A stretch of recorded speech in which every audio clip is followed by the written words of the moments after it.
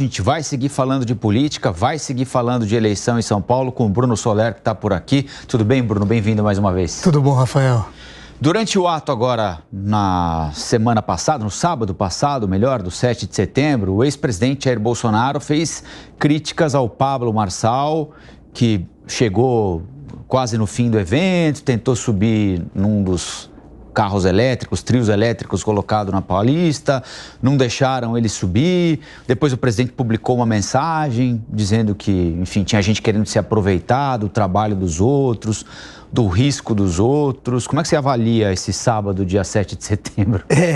Na verdade, o que a gente tem percebido que, para além de uma certa convergência que há de eleitorado entre Bolsonaro e Pablo Marçal, tem uma disputa. Tem uma disputa aí para o espólio dessa direita, de quem que vai ser o dono dessa direita. Por quê?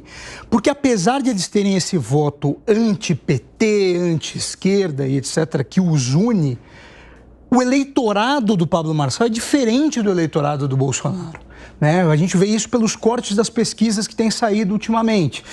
O Bolsonaro ficou muito mais concentrado num voto de classe média, média alta, nas últimas eleições.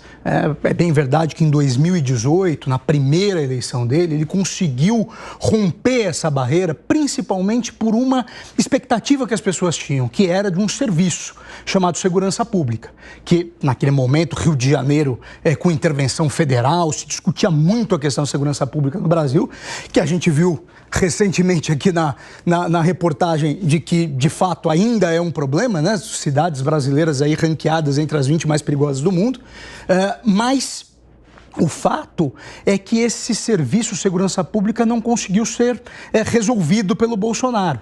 Então, ele perdeu esse eleitorado em 2022. O que a gente tem visto é que o Pablo Marçal consegue entrar num voto de classe mais baixa, principalmente nessa classe C2, que está concentrada na periferia das grandes cidades, aqui na periferia da cidade de São Paulo, e principalmente com um discurso de uma certa, vamos buscar lá da teologia da prosperidade, de uma coisa de que as pessoas do self-made man... Se você quiser, você consegue. Se você quiser, você consegue, que é um pouco da história do próprio coach que ele foi durante muito tempo, né? Então, existe esse discurso e isso tem conseguido entrar num público mais jovem e periférico. E isso assusta o Bolsonaro. É curioso que isso não é necessariamente novo, né, Bruno? Eu me lembro de em 2016, quando o Dória ganhou no primeiro turno do Haddad aqui em São Paulo, logo depois da eleição, eu conversei com o pessoal da campanha do Haddad. É claro que naquela altura do campeonato tinha Lava Jato bombando e ele mesmo tinha uma administração mal avaliada em São Paulo, né?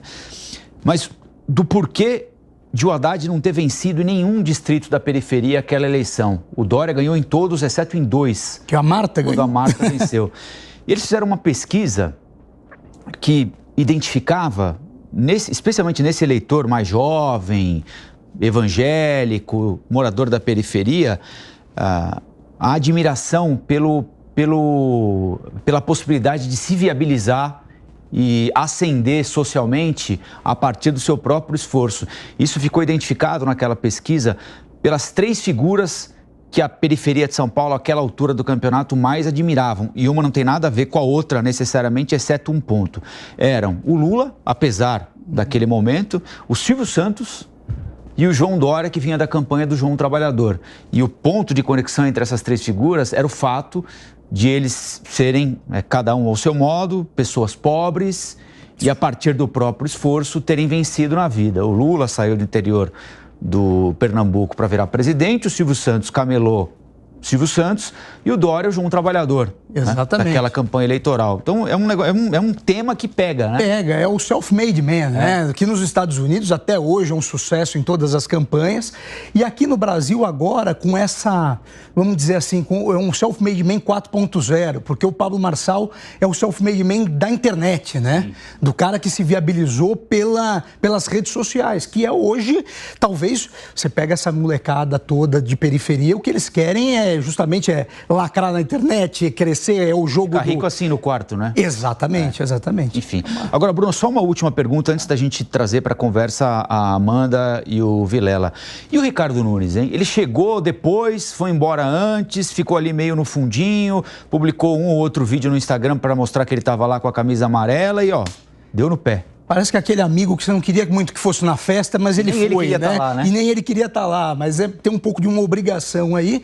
E vamos lá, talvez o que pode unificar um voto do bolsonarismo com o Ricardo Nunes pode ser a questão da segurança pública, justamente por conta do governador Tarcísio, né? O que a gente pode perceber é que eles têm tentado cada vez mais entrar nessa temática, porque é uma temática que, apesar do Pablo ter ido agora lá para El Salvador, para se encontrar com o Nayib Bukele, para mostrar que também está preocupado com essa pauta e etc., é uma pauta que não é identificada diretamente com o Pablo, pelo contrário, né? Com diversas denúncias, inclusive de envolvimentos com PCC e etc.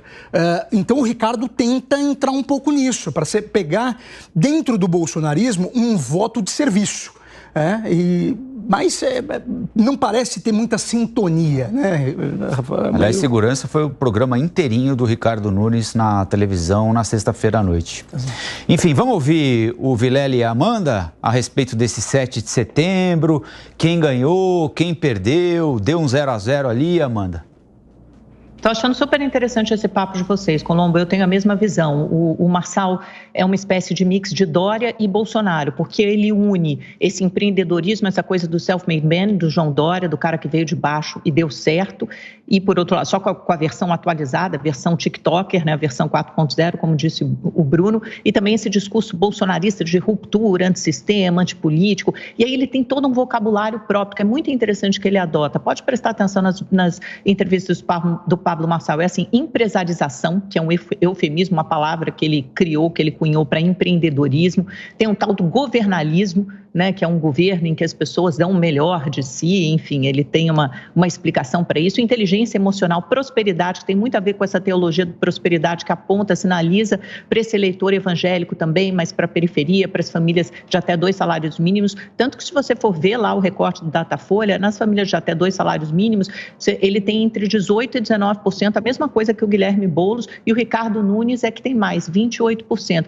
Mas você vê que ele penetra numa fatia, num nicho do eleitorado que o bolsonarismo não necessariamente penetrava. E por isso, por ele acenar com essa prosperidade mesmo, com essa possibilidade de ascensão social, e uma ascensão que é muito fácil, porque está na palma da mão de cada um, é associação via meios digitais, né? Então está na mão do Uber, está na mão daquela pessoa que tem o pequeno cabeleireiro, o pequeno comércio, está na mão do entregador de iFood. Então eu acho que o Pablo Marçal acena para todo esse eleitor jovem e eleitor de classe baixa. E eu acho que a campanha do Ricardo Nunes tem que entender que talvez ela precise colar um pouco mais a imagem do Nunes ao Bolsonaro. Eu acho que tem que ir mais sem medo. Eu fiquei questionando muito a campanha no sábado, mas cadê a foto do Nunes ao lado do Bolsonaro? Por que só tem foto ao lado do Eduardo Bolsonaro? Ele ficou apagado no caminhão de som, tudo bem, ele não precisa discursar, mas ele não vai pelo menos aparecer, né? Então eu acho que fica essa coisa envergonhada, o tiro sai pela culatra, eu acho que acaba sendo pior. Exatamente, nesse ponto eu concordo com a Amanda. Há muito tempo eu já venho colocando que Nunes deveria ter tido uma postura muito mais próxima de Jair Bolsonaro, até para evitar que outros nomes, como Pablo Marçal, por exemplo, tivessem florescido e alcançado os patamares e a força política que tem hoje. Hoje nós temos um quadro, e as pesquisas recentes lançadas nesta semana colocam todas esse quadro com um empate técnico nas 3 primeiras posições, entre Nunes, Marçal e Boulos. E existe algo que até então seria impensável, que é a possibilidade da própria esquerda ficar de fora do segundo turno. Hoje, dentro de uma divisão de votos entre os 3 primeiros, é plenamente possível haver um segundo turno entre Nunes e Marçal, o que seria realmente muito ruim para as pretensões do governo federal, que nas eleições paulistanas, numa cidade onde Lula foi eleito em primeiro lugar nas eleições de 2022, por exemplo, na principal cidade em termos de população e eleitorado do país, ficar de fora para o segundo turno seria realmente um revés muito forte nas pretensões reeleitorais do presidente Lula.